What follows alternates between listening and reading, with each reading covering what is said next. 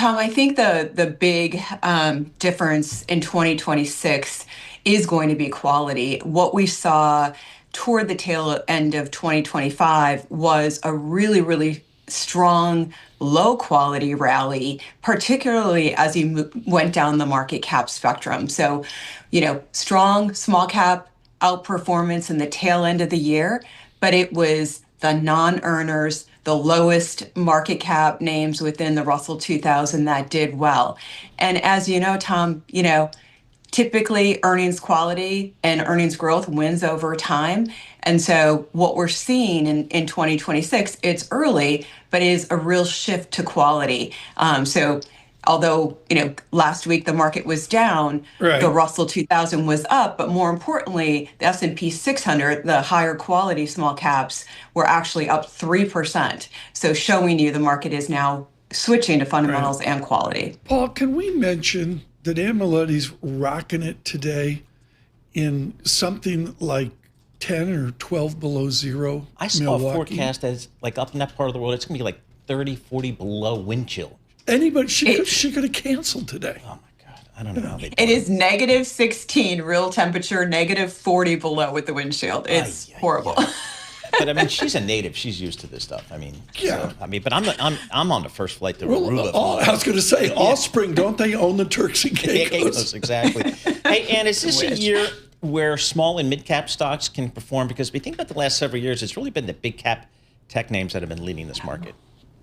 Yeah, Paul, look, I think, and this is something I talked about a lot last year. It took a long time for it to play out, but the market did seem to want to broaden out. And we did start to see that at the tail end of the year. We're starting to see that more in 2026. Kind of the old is becoming cool again, the old economy stocks, the other areas of the market, but that also includes small cap. And look, I think it's being led by fundamentals. Earnings growth looks much better for small and mid cap stocks.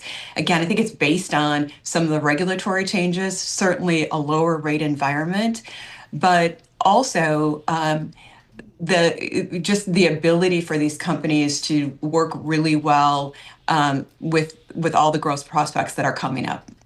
And what surprised me, and maybe it didn't surprise you guys, but it really surprised me how well emerging markets did last year. What's your emerging market call?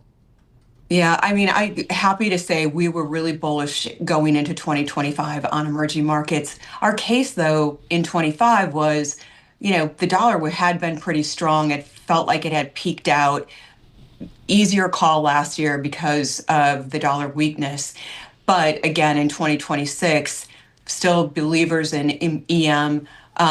Look, most investors have been under allocated to the space for a long time. Right. When you have markets that underperform for a decade plus, it's hard to get people interested. But fundamentals are improving, growth prospects have been improving.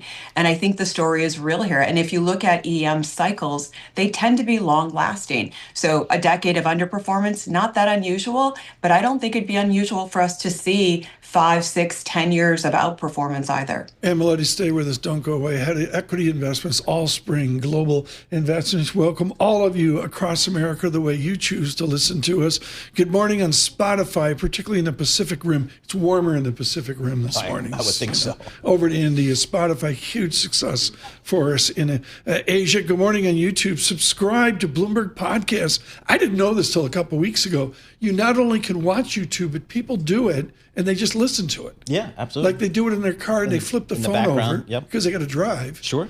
It's very cool. Thank you so much for your attention to YouTube as that builds out every day. Miletti, we got too many people telling us double-digit earnings growth.